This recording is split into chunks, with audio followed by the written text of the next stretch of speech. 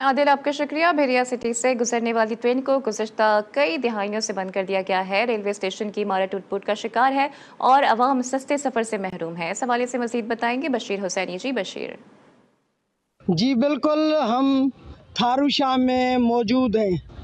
تھاروشاہ کی اسٹیشن گزشتہ 3 دہائیوں سے بند پڑی ہے، جس کی وجہ سے عوام بہت پریشان ہے۔ مزید ایک شہری سے بات کرتے ہیں، ان کا کیا کہنا ہے۔ ماضی میں یہاں پر ایک بہت اچھا جو ریلوے اسٹیشن اور ایک بہت اچھا پلیٹ فارم تھا، جس کی کنڈیشن اب یہ ہے کہ یہاں کے ایک پرائیویٹ لوگوں نے یہاں پر قبضہ کر لیا ہے، یہاں پہ بھینسیں باندھ دی ہے۔